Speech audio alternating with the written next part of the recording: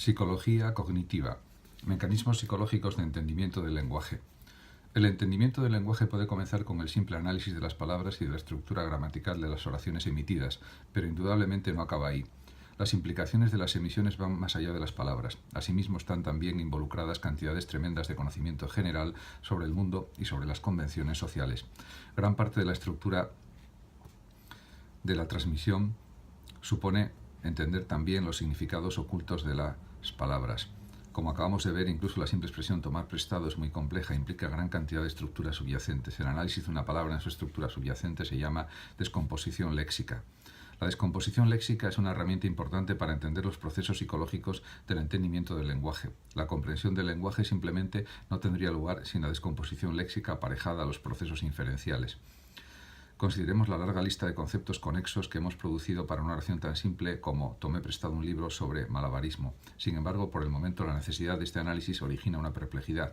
Si se necesitan todas estas inferencias y la simple expresión tomar prestado requiere un análisis tan largo, ¿cómo nos las arreglamos para entender las oraciones que leemos y oímos con la rapidez habitual? ¿Acaso estos análisis no consumen una cantidad desorbitada de tiempo? Por el momento esta línea de investigación es demasiado joven para haber alcanzado conclusiones definitivas. Puede que la descomposición léxica se posponga hasta que se necesita, en vez de realizarse automáticamente a la recepción de cada oración nueva. Algunos investigadores han sido incapaces de hallar indicios de la descomposición léxica, aun estando de acuerdo en que es una necesidad lógica. Es lo más probable que en el momento de recibir las ideas solo se ejecute una descomposición parcial. Probablemente unos conceptos se descompongan del todo, otros parcialmente y otros nada. La descomposición tiene sus deficiencias, tanto en la cantidad de esfuerzo procesador que exige realizar todo el análisis como en la cantidad de carga que se impone a la memoria. Pensemos en la horrible carga impuesta a las estructuras de la memoria a corto plazo si cada vez que uno pensara en que Emi tomó prestado aquel libro de malabarismo de Lucía tuviera que tener en mente todas las implicaciones. Es mucho más sobrio emplear el concepto único y simple de tomar prestado y añadir los componentes subyacentes solo cuando sea necesario. Puesto que la capacidad de la memoria a corto plazo es bastante limitada, llenarla con los posefectos del análisis de una simple palabra sería extremadamente ineficaz con vistas a ejecutar el procesamiento del lenguaje. El funcionamiento de los mecanismos para entender el lenguaje tiene ciertas restricciones. Por un lado, tiene que funcionar lo bastante aprisa para poder seguir el ritmo del discurso. Un poco de introspección revela que los mecanismos a duras penas se mantienen a ese paso.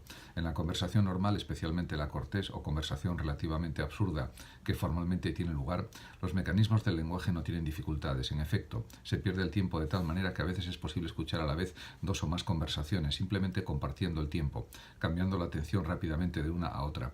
Sin embargo, una lección o cuando nos encontramos con un hablante rápido, los mecanismos a veces no llegan a estar a la par con el análisis del significado. Parece que se ha realizado el análisis semántico de la oración, pero falta una comprensión completa del mensaje. Esto induce la sensación de entendí las palabras, pero desde luego no entendí lo que se dijo.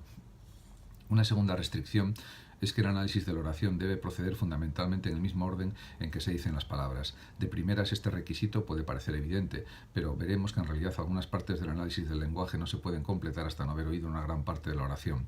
A veces es más eficaz analizar las oraciones hacia atrás desde la última palabra hacia la primera. A los estudiantes de alemán les enseñan a veces a mirar la oración impresa hasta que encuentren el verbo principal y luego volver hacia atrás.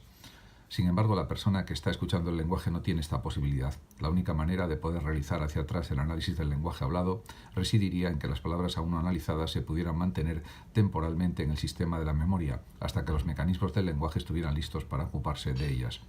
Pero las dimensiones de la memoria a corto plazo y de las memorias sensoriales no son suficientes para permitir esto. Adviértase que en los lenguajes que parecen exigir un procesamiento hacia atrás, como el alemán, la forma escrita del lenguaje es por lo general más complicada que la forma hablada. Puede ser en efecto que el alemán literario haya que entenderlo recorriendo las oraciones hacia atrás, pero esto se puede hacer porque la página impresa sirve de memoria para las palabras. El alemán hablado no es tan complejo como el alemán escrito.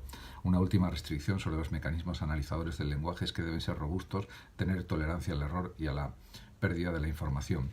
Ha de ser posible entender el lenguaje hablado aun en el caso de que el hablante cometa faltas o el oyente tenga lapsos en su atención. La comprensión del lenguaje permite estos errores de manera que sean los que fueren los mecanismos para entender el lenguaje, no deben ser muy exigentes en sus demandas de emisiones perfectas lingüísticamente.